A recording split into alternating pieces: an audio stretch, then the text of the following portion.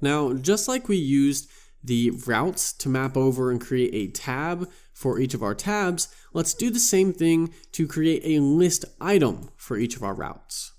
Okay, so I'll actually cut this, and inside of our list, let's inject some JavaScript and routes.map, giving us access to each individual route in an arrow function.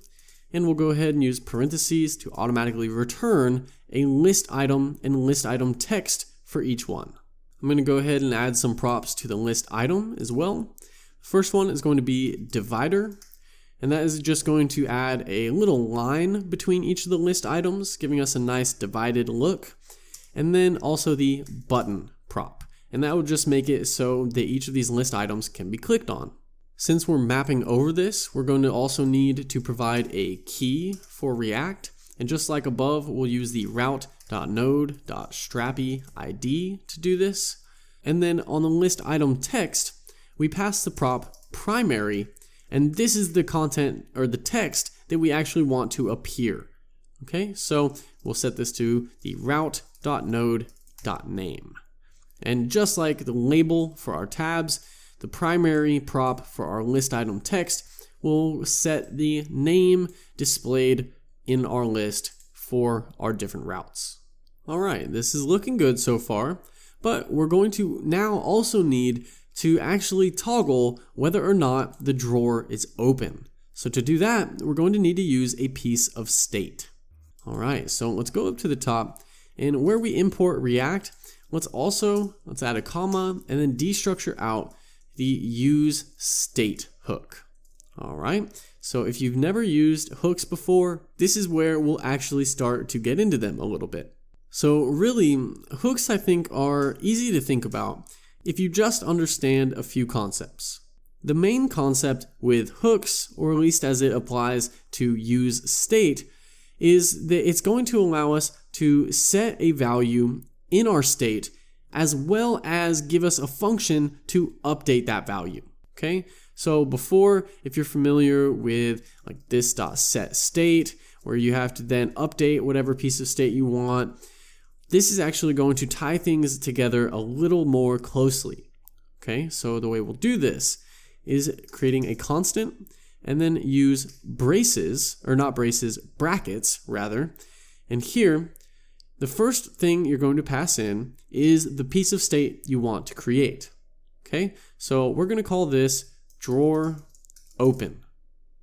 All right, then you can add a comma in here, and now you're going to define the function that's going to allow you to update this piece of state. So we'll call this set drawer open. And that's usually the common syntax, is that whatever your piece of state is, you set the function as set that piece of state. All right, and this is going to be equal to the use state hook, and then we'll just pass in the value that we want it to start as, in this case, false. So now drawer open is going to default to false, and we can call the function set drawer open to change that. And just like as with normal React state, whenever we change the state, that's going to trigger a re-render of our application, and any places that are using this piece of state will be updated. All right, so now we can come down to our swipeable drawer and add the prop open and set that equal to drawer open. Okay, so now it's going to start as false, but then on open, so the on open prop, we will pass it, and this actually needs to be an arrow function. So when this is opened, we're going to go ahead and set drawer open to true. All right, and that will change the piece of state, re-render our application, and now the swipeable drawer will see that drawer open is true, and it will be open and appear. All right, so that means we also need to add the on close prop, which will also be equal to an arrow function. And here, just as you'd expect, we will set drawer open to false whenever the drawer is closed. All right, now the last piece is that we actually need a button to fire this for us. So this just makes sure that the piece of state is set correctly on open and on close. but that doesn't give us a way to actually trigger the onOpen. Okay, so we need a button to actually trigger that for us. So what we'll do is we'll actually come down, and where we had previously just been hiding our account icon, I really just wanted to show the hidden component because that's really helpful to know about. But let's actually go ahead and remove it because we'll actually want to swap out this icon button with the account icon for the menu icon that will allow us to open the drawer. All right, so we'll go ahead and let's clean this up. And we can actually do this even easier inside of the image tag here because we're simply going to be swapping the account icon for our menu icon. Okay, so with the source inside of here, we can check matches MD. And if that's true, that we're at a medium breakpoint or below, let's use the menu icon that we imported. Otherwise, let's stick to the account icon. Okay, and so that means we should update our alt property as well. So let's check matches MD. If that's true, let's say this is going to be our menu, otherwise account. Then we need the actual way for this to know to open our drawer. So on the icon button, we'll add an on click. Okay, so now whenever we click on this icon button, we need it to execute the function and update our state to open our drawer. But we only want to do that if it's the menu icon, not if it's the account icon. So if we just went and put in here, set drawer open to true, well, then when we have our account icon, it would do that as well. So we want to check matches MD. If that's true, then we'll set drawer open to true. Otherwise, we won't do anything. And we'll change that later to instead navigate us over to the account page. But for now, we'll just leave it at null. So let's go ahead and save this. Go ahead and save this. And this is a nice introduction to how you can use the different breakpoints to really customize the styles, the content, and the functionality of your application. Okay, so we'll flip back over to the browser into our project.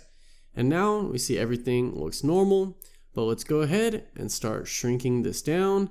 And once we hit our medium breakpoint, well, we see our menu icon, but it's definitely too large. It's not the same size as our other icons, so that really kind of distorted everything.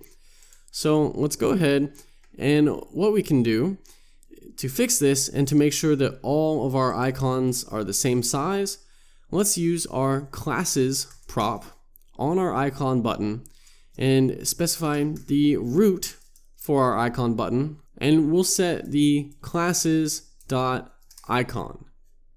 All right, and let's actually go ahead and copy this onto all of our other icon buttons so that they're all the same size. And we can scroll up to our style object and add the icon style, and let's give it a height of, let's try 5 rem, and a width of 5 rem as well. And so the rem value is going to be a responsive value based on the pixel size of our browser, or the font size of our browser, which will generate a proportional pixel value. Okay, so let's go ahead, save that, and flip back on over.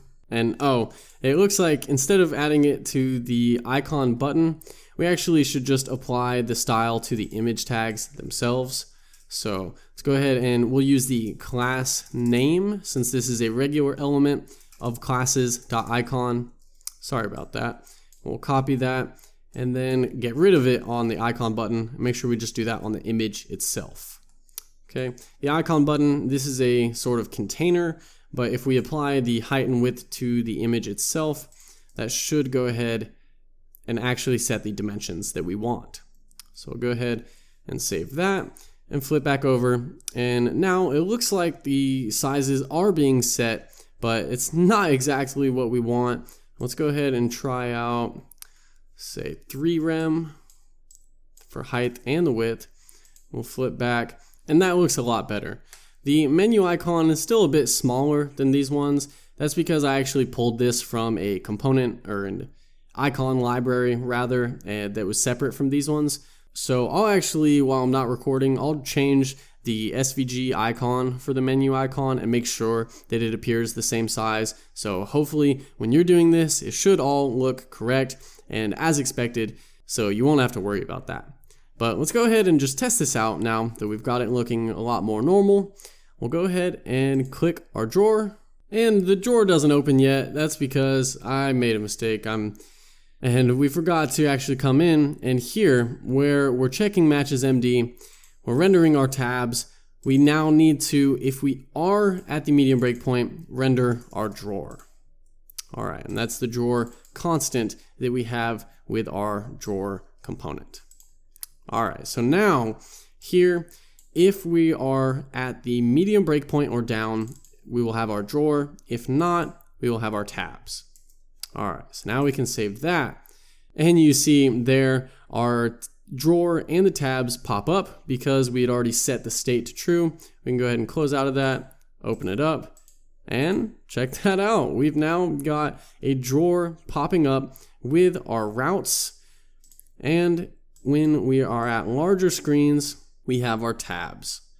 So just like that, we've gone ahead and implemented responsive design in our application.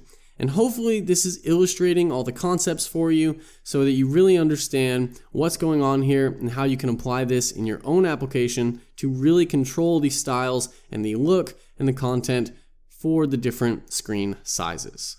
Let's go ahead and take a break, and in the next video, we'll actually set up these tabs and in the drawer and in our header to actually navigate, and then we'll fix up the styling as well. So I'll see you over there.